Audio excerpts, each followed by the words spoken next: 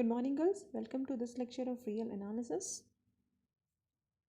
Next theorem is Darbach's theorem. This theorem states that if a function is bounded and to every epsilon positive, there corresponds delta positive such that upper Riemann in sum is less than upper Riemann integral plus epsilon and lower Riemann sum is greater than lower Riemann integral minus epsilon for every partition P of closed interval AB and the norm is less than delta.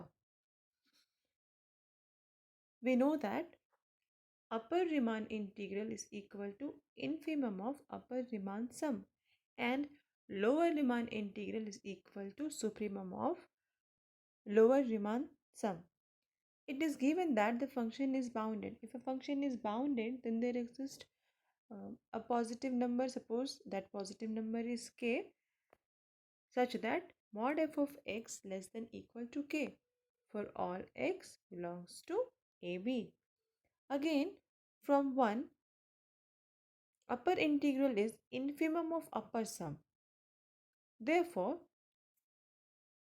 we have for every epsilon positive and for a partition P1, and the value of partition is x0, x1, x2, xn equal to b.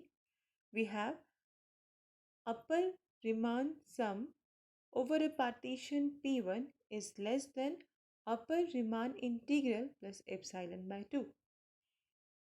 The partition P1 has P minus 1 points beside x0 equal to A and xn equal to B.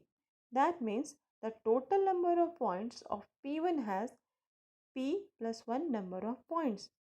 Now we assume that there is a delta which is a positive number and delta is given by this expression. That means 2kp minus 1 delta equal to epsilon by 2. Let P be any partition with norm mu P less than delta.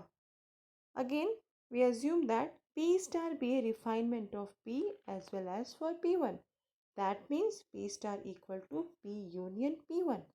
As P star is a refinement of P having at the most P minus 1 points. If P has only 2 points A and B and we have P1 which has P minus 1 points more than P. That means P1 has P plus 1 number of points. And from this line, P star is a refinement of P having at the most P minus 1 points than P. Hence, UPF minus 2k P minus 1 delta is less than equal to U P star F. We have earlier proved this relation and we know that if P star is a refinement of P, then the relation between upper sum between a partition and its refinement is given by UP star F is less than equal to UPF. So ultimately we have UPF minus 2kp minus 1 delta is less than UPF and UPF is less than upper Riemann integral plus epsilon by 2 implies UPF minus epsilon by 2 less than upper Riemann integral plus epsilon by 2 using 4. We have this relation. We are putting 2k p minus 1 delta equal to epsilon by 2.